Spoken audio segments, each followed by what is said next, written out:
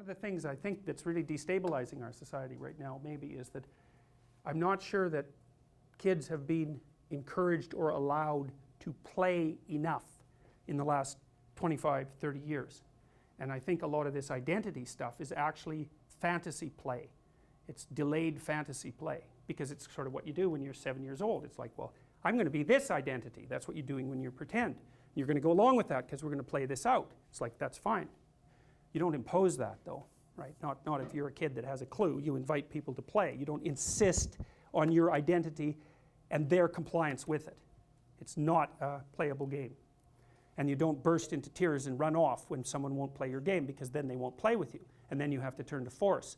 And that's fine if that's what you want to do, but you better look out, because you better be ready to use it. Does creating a universal morality come with the responsibility of making sure it's applied universally?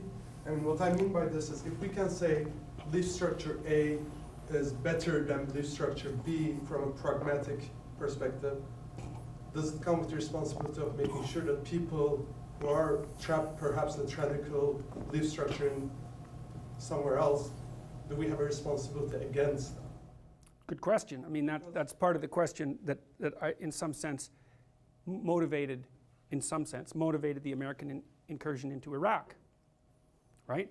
So what's our responsibility in relationship to tyranny? That's a good question. Because one of the criticisms current feminists are getting is for not protesting about the situation of women in, say, Saudi Arabia. Yeah.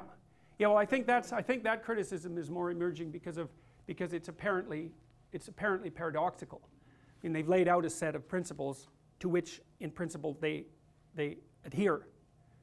And one of those principles is to reduce the destructive power of the patriarchy. It's like, okay, there's some destructive patriarchy for you. Radio silence. It's like, now what am I supposed to do about that? Am I supposed to question your adherence to those principles? Which is exactly what should be done. So I think it's a criticism of performative contradiction. You say you're for this, but when it comes to act it out, you don't, selectively in this situation. So there's something wrong. There's something about your game that you're not being straight about. That's the criticism. And maybe there's rejoinders to that, you know. But, well, okay, well, responsibility. Well, you know, then you'd have to look at it at different levels of analysis with regards to interactions. You definitely have a responsibility to your partner and your children. Okay, so your responsibility to your children, as far as I'm concerned, is it's twofold. One, don't let your children do anything that makes you dislike them. And there's a corollary to that, which is don't be an idiot. You know, so that's partly why you need a partner, because your partner has to tell you when your demands on your children are excessive, because you're kind of, you know, you're not 100% oriented properly. But still, you're their target adult. And so it's up to you to help them choose a path that makes you want them to be around. Right? And that's your critical responsibility. And hopefully you're enough of an analog of the broader community, so that if they can figure out how to get along with you, it radically increases the probability that they'll be able to get along with everyone. So for example, if you're playing with your children, 2 years old, you help them, you encourage them to play in a manner that's fun. And if you get that down, then, you know, when you introduce them to another child, they'll know how to play in a manner that's fun. And so great, you've solved the problem. The problem is to get your child to enter into the collaborative social world. And so yes, you have a primary responsibility for that. And then with regards to your partner, here's something to think about with regards to roles. So my wife and I have had this discussion many times, and one of the discussions is, well, how are we to treat each other in public? And it isn't, her name is Tammy, the discussion isn't how should Jordan treat Tammy in public, or how should Tammy treat Jordan. That's not the discussion. This isn't personal. It's how should a wife treat her husband, and how should a husband treat his wife. It's impersonal. And it's partly, you don't put your partner down in public. Why? Well, it's not because you're hurting that person's feelings. That's not why. It's that you're denigrating the relationship that you are in voluntarily. You know, and some of the most painful days I've ever spent, one in particular I spent with a group of men who had been in therapy for their marriage, and who bloody well needed it, I can tell you that. And they spent their whole day complaining about their wives. Like, it just made me sweat the whole day. I thought, I can't believe I'm here with you guys. I can't tell you why I was. It's just, you know, it was just happenstance more than anything. And I thought, how can you be so damn dumb? It's like, it's certainly possible that you married barbarian witches. Fine. But you don't have, you're so lacking in sense that you would discuss that in public, not noticing that you picked them. So basically all you're doing is holding up a sign and waving it constantly that says, I'm an idiot, right? And so, well, back to responsibility. You have a responsibility to those whom you love and are obligated to ensure that they manifest themselves in a manner that's most beneficial to them over the long run. Now, you have the same responsibility, I would say, to yourself, but you'll have blind spots. Other people have to help you with that.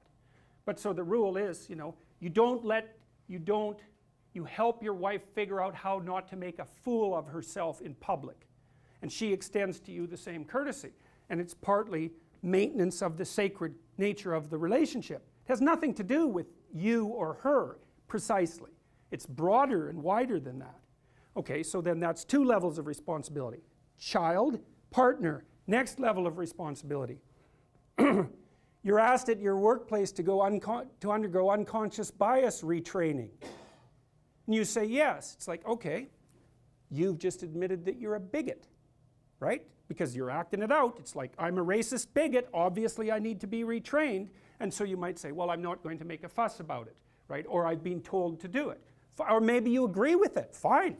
And if you agree with it, no problem. You can make a case for it. I think it's a weak and appalling case, personally, but you can make a case for it. You could say, well, you know, I am interested in my biases and how to rectify them, and like, fair enough, you know, people are biased.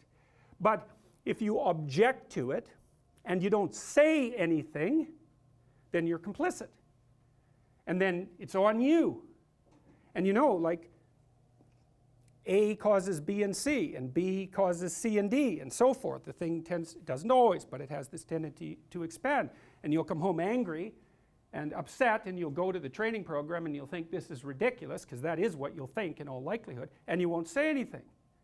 But it eats at you. Well, you've abrogated your responsibility. And then you might say, well, so then that's how the community becomes corrupt. That's how the community starts to be corrupt, is that people turn a blind eye to emergent pathology when they know it's pathological. That's exactly what the Egyptian story says. Osiris is overcome by Seth because he's willfully blind.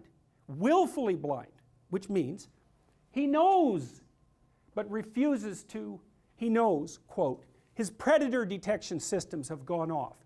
Monster. Well, then you're supposed to look, okay, exactly what sort of monster is this? Well, it doesn't have wings, it doesn't have a tail, you know. You cut it down into you cut it from the monster that it could be into the monster that it is. That's the first step. And then you take the appropriate steps.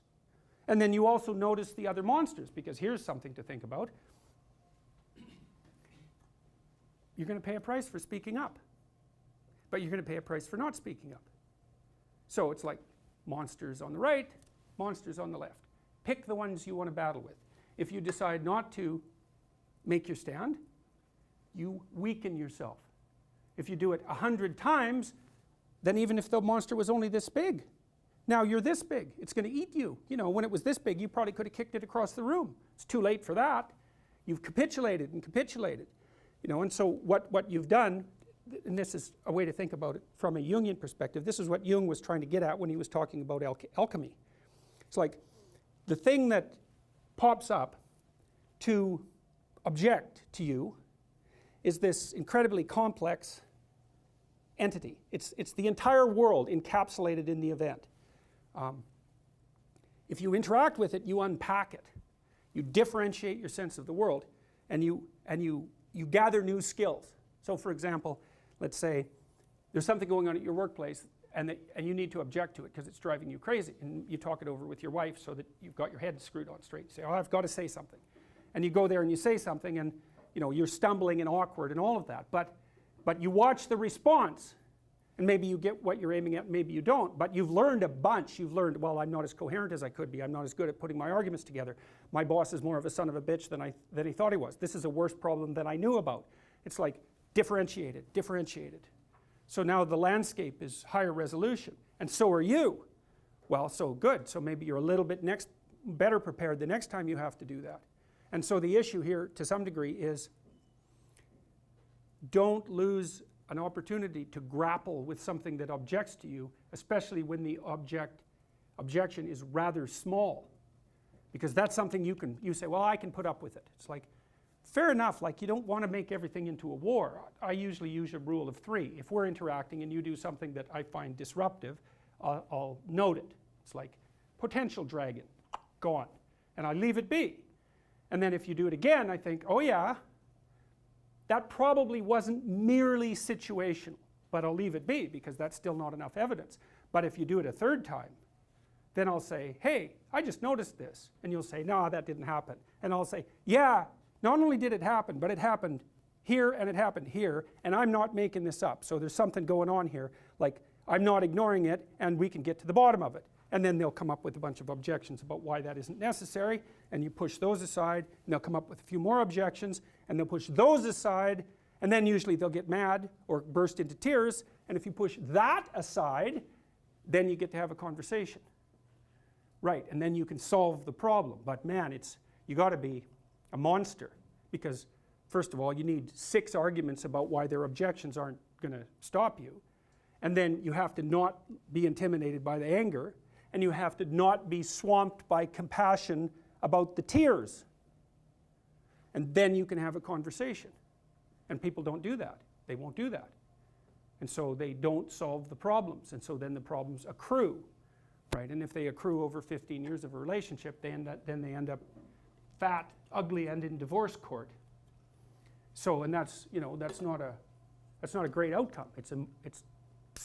Divorce court and cancer are similar in their seriousness. Not always, but sufficiently often. So when that error emerges, it's a glimmering